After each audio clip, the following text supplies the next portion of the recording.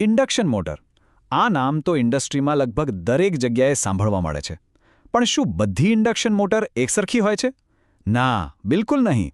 આજે આપણે એના બે મુખ્ય પ્રકારો વિશે વાત કરીશું, જે દેખાવમાં ભલે સરખા લાગે, પણ કામ બિલકુલ અલગ કરે છે: સ્ક્વિરલ કેજ અને સ્લિપ-રિંગ મોટર્સ. તો મૂળ સવાલ એ જ છે કે ક્યારે કઈ મોટર પસંદ કરવી? આ ચર્ચાના અંત સુધીમાં એ સ્પષ્ટ થઈ જશે કે કઈ મોટર ક્યાં શ્રેષ્ઠ છે. ચાલો આ ગૂંચ ઉકેલીએ.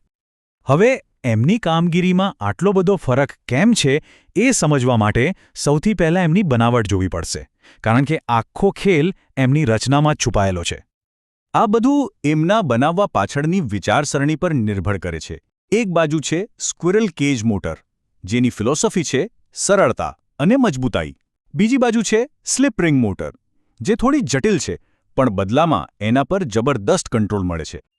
આ સ્લાઇડમાં મુખ્ય તફાવત એકદમ સાફ દેખાય છે. જુઓ, સ્ક્વેરલ કેજ મોટરના રોટરમાં તાંબાના જાડા સળિયા હોય છે. બસ, કોઈ સ્લિપ રિંગ્સ નહીં, કોઈ બ્રશ નહીં, એટલે જે સાદી અને ટકાઉ છે.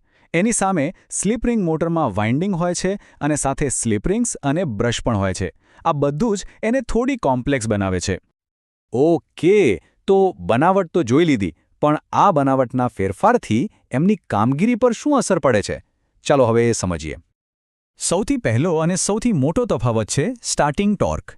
એટલે કે મોટર જ્યારે ચાલુ થાય ત્યારે એમાં જોર કેટલું હોય છે, એની તાકાત કેટલી છે.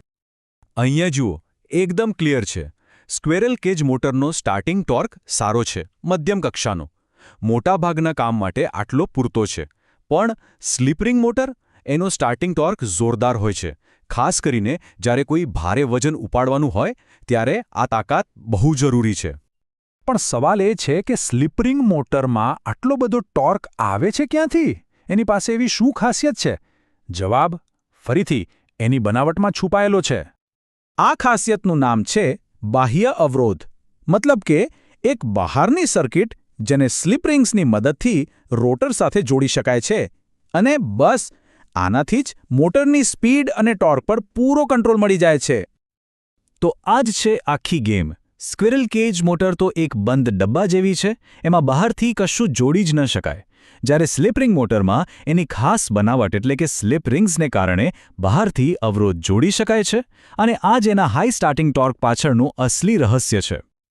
ચાલો હવે બીજા એક મહત્વના તફાવત પર આવીએ: સ્પીડ કંટ્રોલ, એટલે કે ચાલુ મોટરની સ્પીડ ઓછી-વધતી કરવાની ક્ષમતા. અહીં પણ કહાની એકદમ સાફ છે. સ્ક્વિરલ કેજ મોટર મોટાભાગે એક જ સ્પીડ પર ફરે છે, એને કંટ્રોલ ના કરી શકાય. પણ સ્લિપ-રિંગ મોટર, એની સ્પીડને જરૂર મુજબ બદલી શકાય છે, અને આ એનો બહુ મોટો ફાયદો છે. ઠીક છે, પરફોર્મન્સ તો સમજી લીધું, પણ પૈસા અને સાચવણીનું શું? કારણ કે વાસ્તવમાં આ બે વસ્તુઓ પણ એટલી જ મહત્વની છે. ચાલો એના પર એક નજર કરીએ. ખર્ચાની વાત કરીએ ને, તો સ્ક્વિરલ કેજ મોટર એકદમ સીધી-સાધી છે, એટલે સ્વાભાવિક છે કે એ સસ્તી પડે છે. જ્યારે સ્લિપ-રિંગ મોટર એની જટિલ બનાવટને લીધે શરૂઆતમાં ખરીદતી વખતે થોડી મોંઘી પડે છે.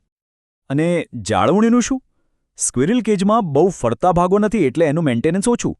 પણ સ્લિપ-રિંગ મોટરમાં પેલા સ્લિપ રિંગ્સ અને બ્રશ હોય છે, જેને સમય-સમયે ચેક કરવા પડે, કદાચ બદલવા પણ પડે. એટલે એ થોડું વધારે ધ્યાન માંગે છે. અને આ બધા જ કારણોને લીધે જ આ ચાર્ટ જુઓ, ઇન્ડસ્ટ્રીમાં વપરાતી લગભગ 95% મોટરો સ્ક્વિરલ કેજ જ હોય છે. કેમ? કારણ કે મોટાભાગના કામ માટે એની સરળતા, ઓછો ખર્ચ અને ભરોસો જ કાફી છે. માત્ર 5% ખાસ જગ્યાઓ પર જ જ્યાં કંઈક વિશેષ જરૂર હોય ત્યાં સ્લિપ-રિંગ મોટરનો વારો આલે છે. તો ચાલો આ બધી ચર્ચાને અંતે એ જોઈએ કે કઈ મોટર ક્યાં બરાબર ફિટ બેસે છે. કયા કામ માટે કઈ મોટર બનાવવામાં આવી છે. સ્ક્વિરલ કેજ મોટર એવી જગ્યાઓ માટે પરફેક્ટ છે જ્યાં એક ધારું સતત ગતિથી કામ કરવાનું હોય, જેમ કે પાણીના પંપ, ફેક્ટરીના બ્લોઅર્સ, લેથ મશીન કે પછી પ્રિન્ટિંગ મશીન. આ એવી જગ્યાઓ છે જ્યાં બસ મોટર ચાલુ કરો અને કામ થવા દો. બીજી બાજુ સ્લિપ-રિંગ મોટર તો હેવી ડ્યુટી કામોનો બાદશાહ છે, જ્યાં શરૂઆતમાં જબરદસ્ત તાકાત જોઈતી હોય અને સ્પીડ પણ કંટ્રોલ કરવી હોય, જેમ કે ક્રેન, લિફ્ટ, એલિવેટર્સ અને મોટા કોમ્પ્રેસર. ત્યાં એના વગર ચાલે જ નહીં.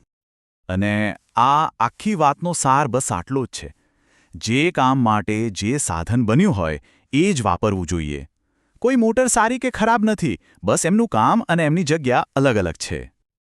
તો છેલ્લે જ્યારે પણ કોઈ મોટર પસંદ કરવાની હોય ત્યારે બસ એક જ સવાલ પૂછવાનો રહે છે, જે કામ કરવાનું છે એના માટે સરળતા, ઓછો ખર્ચ અને ભરોસો વધારે જરૂરી છે કે પછી જબરદસ્ત તાકાત અને ચોક્કસ નિયંત્રણ? આ સવાલનો જવાબ જ સાચી પસંદગી તરફ લઈ જશે.